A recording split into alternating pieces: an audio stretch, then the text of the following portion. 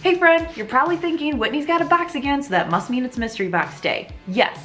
Also, is this the smallest box that Whitney's created with? Also yes. Is this gonna mean that that's the hardest box I've ever had to create within the mystery box challenge?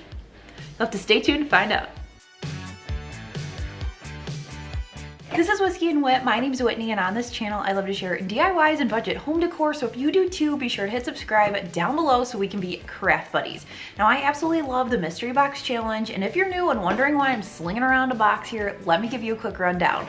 This collab was created over 2 years ago by Courtney. Her channel is Creative on the Cheap, and she invites YouTubers every other month to participate in a challenge. There's new rules and different twists each time we do this, but the concept is the same. You pack up a box, she gives you a name, you send it to that YouTuber, and in return you will get a box sent to you that you have to craft with. So this box came to me from Jay over at Jay Munee DIY. I'm super excited. I love Jay. And then I also sent a box over to Jennifer at a little bit of Calm and Crazy. I'm really excited to see what she creates with all the fun items that I found for her. This is a Dollar Tree challenge box. Also in here are 2 challenge items that I have to use. Now the special twist for this time around is that I have to take both challenge items and use them in one project. If you guys saw the last one and my gremlin bunny, you know that I struggled enough with the one challenge item, so I'm hoping that there's not an influx of stuff in here that's super hard. I do think between that bunny and Courtney's mange tree, definitely there are shirts that need to be made as, like, you know, I participated in the mystery box and all I got was this creepy craft. So if anybody else, if you've seen prior videos and they made a fail, comment down below because I really will make shirts and send them out to everybody. Let's see what is in here. First being these flour sack towels from Dollar Tree. I love these so much. There's so many different options. Jay actually just did an amazing project for Easter with these where she used Whit dye to dye them, so, and taking some inspo from her. I also have some little metal numbers. Oh, these are cute. 1 through 9 and then a 0. Ooh, I've got some white faux leather. I have never seen this in my store. This is cute. Put it on your head. This might be another one that Finn will steal before it actually makes it to the craft table. A bamboo cutting board. I love these. These are great as wood sign blanks. We've got a snazzy little polka dot hat here. Oh, it fits my head, you guys.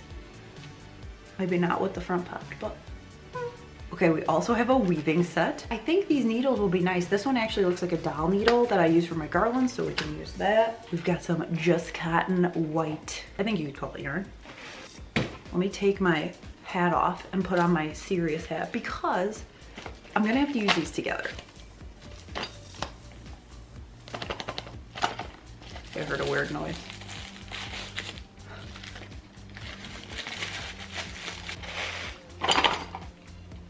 Brain teaser game.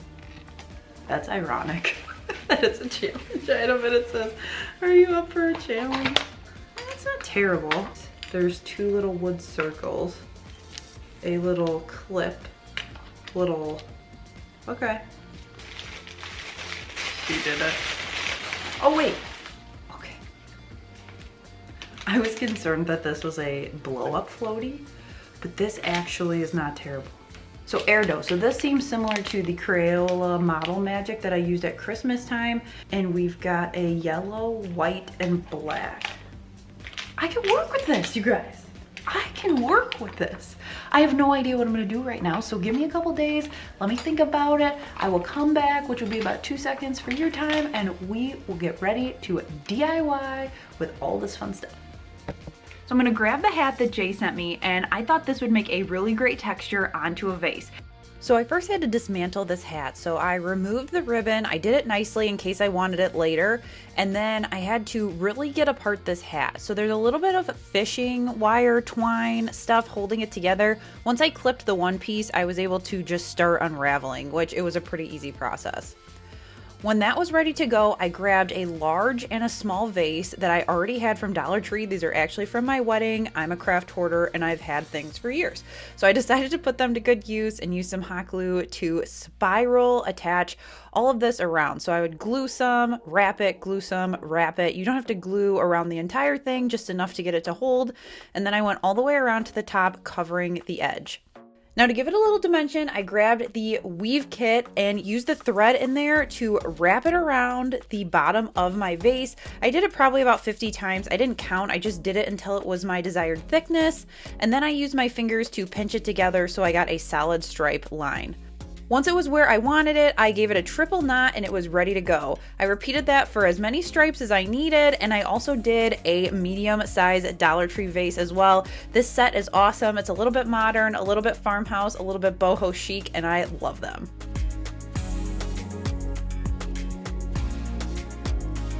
The next item is this flour sack towel. Now I love to screen print these flour sack towels from Dollar Tree, but what if you don't have a Cricut or a screen printing kit? You can grab these stencils from Dollar Tree and get the same look yourself.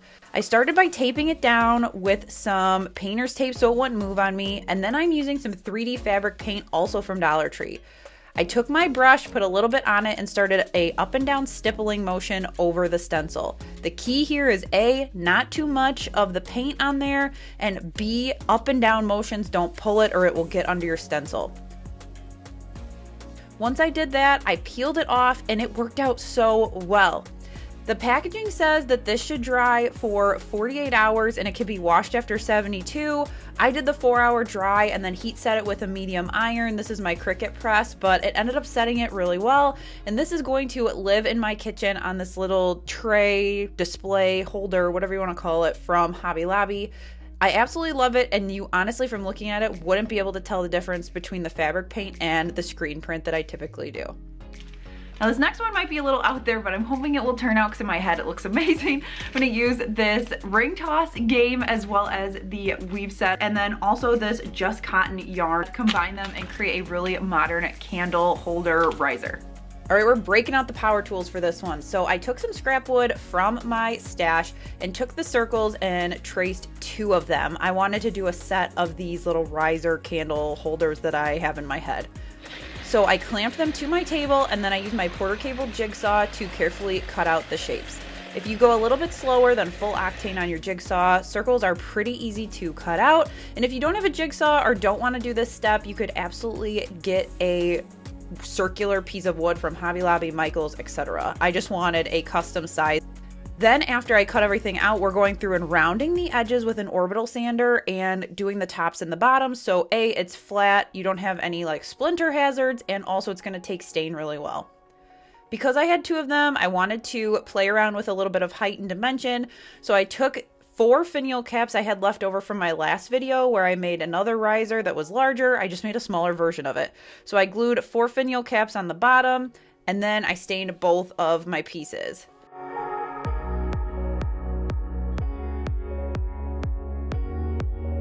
Now I had to stick all of my pieces together with hot glue because I was afraid they were going to like move on me when I was trying to wrap them with my texture.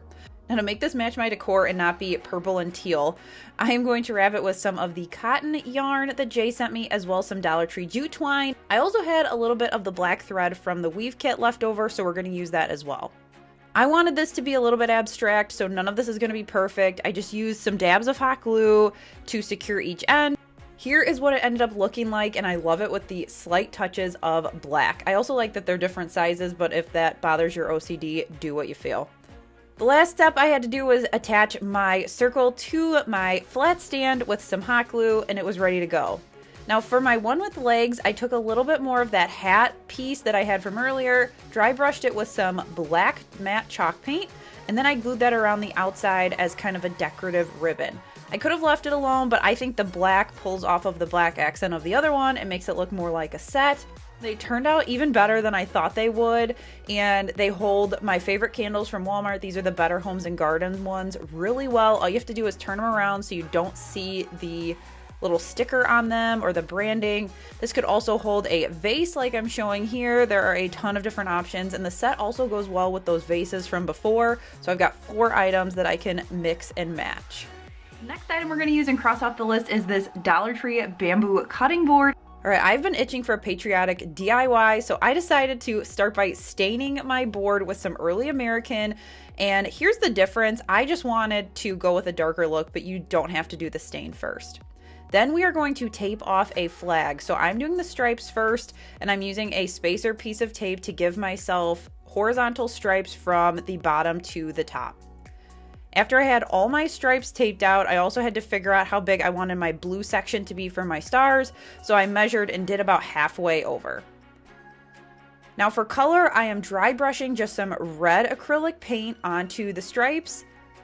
And then once it's a little bit dry but still tacky, I'm peeling off the painter's tape to reveal my stripes. Then I am going to replace the tape once it is dry so you don't peel or smudge or anything, and tape off the blue section so I have some protection there. And then I'm just using some Dollar Tree stickers to create a circular shape. I wasn't trying to stick 50 stars on here, so I'm going for the vintage look of the American flag, very Americana. I can leave it out all summer long. Once again, we're dry brushing, but with a blue color this time. Be careful and not to pull your stickers because they're not an actual stencil, but they get the job done. Then I just took my little Cricut tool to pick them up, and this one is complete. This is totally getting me so excited for patriotic DIYs, and don't worry if you're in the same boat as me because they will be coming soon. Now I'm going to use some Dollar Tree leather that was in the box, as well as the same kind but in brown. I wanted to try to cut these on my Cricut and give you guys my opinion of these. So the first thing I did was hopped over to Design Space and looked under projects for bows. These pebble leather bows looked perfect to me, so I ended up adding them to my little canvas and then figuring out what size I wanted them to be. Now for the material, I cut them as faux leather paper thin on my maker. However, it had me cut with the fine point blade. So you could do this with an Explore machine as well. You don't need a maker to cut Dollar Tree's version of leather. For the thicker leather that Cricut sells, you do, and you need a special blade, so that is a plus here. Now it is super thin, however, I think it's going to work. So I put it on a purple strong grip mat and then followed the instructions just like I was cutting vinyl and let my Cricut do its thing. It ended up doing 2 passes and it went decently quick and it worked out really well as far as cutting. Then came the moment of truth. Did this actually cut how I thought it would? I peeled back my excess and it did. I was so happy. The lines were clean cut. It worked out really well. And I also cut out a luggage tag, which I will be using here in a second. Overall, being able to cut it on any machine is really nice. Then I followed the instructions from Cricut to assemble my bows. There's just 2 flaps on the first piece to create kind of your top part of your bow. And then I'm just using hot glue for all of this to attach my first bow onto the backer. And then you've got a little rectangle piece to wrap around the center and finish it off. I ended up making some in white as well as the brown, and then I added a little bit of leopard to the bottom right. I just ended up swapping the center pieces of the bows for those 2 in different colors, but there's so many different options here, and I just made them so I could add them as embellishments to a variety of different projects I have coming up. And now it is time to tackle the challenge items. So as a reminder, I've got this air dry dough, and then I also have this brain teaser toy. I'm also gonna add some Dollar Tree faux leather, and then also this just cotton yarn that was also in my box. So as I was racking my brain, the main thing I kept thinking about is how could I use this metal circle on the challenge game? So I ended up cutting it off and I thought this could make a really awesome branded keychain. So once I decided I was making a keychain, then I thought, okay, I could use this air dry dough clay stuff to create some beads. So I'm going through with my hands, shaping them all the same size, and then I'm using the needle from the weave kit to create a circle kind of opening in the center so that they are going to be able to be strung up like beads.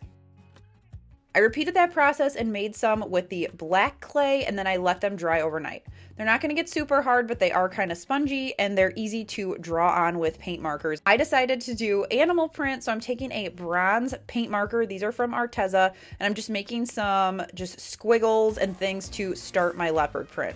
Once that was covered, I let it dry, and then I went back through with a just regular Sharpie to add the extra black pieces onto the leopard print. I just pulled up an image on Google Image and kind of followed it to the best of my ability, and I like leopard print because it is abstract, so it's nice if you're not a great drawer like I am, you can make it work.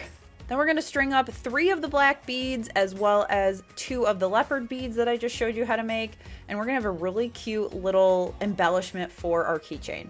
To finish off one of the ends, I decided to make a tassel, so I took some more of that cotton yarn, wrapped it around my 4 fingers about 40 times, And then in between that loop that I just made, I am going to tie the end of my bead strand. To create the head of the tassel, I'm using some more of that thread from the weave kit. I'm wrapping it around to give it a nice black accent about 5 times, and then I'm going to triple knot it so everything stays in place. Your last step is to take your scissors and trim the ends of your tassel to create the little fringes. I had an extra bow made from that white leather. It's just a little bit smaller than what I had shown before, and I ended up gluing that on the end to add just a little bit of extra whimsy. So my original thought was to take the leather, cut out a luggage tag, and then make a keychain with either this cheetah print on it, sublimated, or my logo.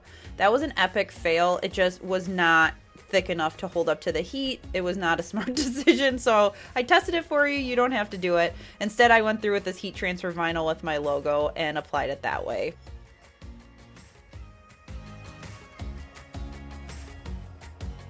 Then to create the keychain, I put my luggage tag through my little challenge item key ring, and then I just used some hot glue to hook it together so then it was permanently hooked to that little keychain ring. Then my last step was to take that tail of my little bead strand and tie it on to the circle. Now I had some extra little hardware pieces from a prior project, so I added just a little hook and a clip so that I could actually hook my keys to it because the circle doesn't open. I also created a larger one and added this heat transfer vinyl saying to it for another bag, and that was just easily found in Cricut Design Space by searching projects for luggage tag. I love how this looks and I can't wait to put my keys on it. I've wanted to make Finn a growth chart for quite some time, so I decided to use these numbers that were in the box as well as some scrap wood from my garage to create one super quick, easy, and affordable. So my first step was to take my numbers, lay them out, and spray them with some flat black spray paint. I took them outside on my little turntable and sprayed them to make sure they were fully coated. Then I grabbed a 1x4 from my stash. This was just shy of 6 feet long from a previous project, but if you don't have a scrap wood stash, no worries. Check your local hardware store for one of these value sections. They've got a lot of miscut wood that you can get for super cheap. The first thing I needed to do with my wood was give it a good sand because I didn't want any splinters and I wanted to make sure everything was smooth. And then I stained it with the early American stain that I've been using throughout the video. Once that dried, then it was time to add my ruler little tick marks. So I went through with my measurement tool and measured all of the feet marks as well as 3 inches, 6 inches, and 9 inches in between each foot measurement. Then to get those tick marks, I used a white paint marker as well as a paint stir stick and then my tape measure again to make sure everything was straight. Once all the marks were done and dry, I sealed it with 2 coats of polyacrylic, so then that way that's all protected and then I can still write on the top with a Sharpie. Grabbed some Dollar Tree super glue gel and glued on my numbers to finish off the look. If you're worried about your numbers chipping too, you can also go through with a spray polyacrylic or another sealant to make sure that it is all sealed and your paint won't chip. I'm really happy that I decided to go with a 1x4. Here is my dog Sebastian for reference because I can easily mark on here, but it's easy to move and it's also not going to cause as much of an issue if for some reason Finn grabs it. You are taller than 3 feet. Say hi. I cannot wait for all of the photos and memories we can make with this.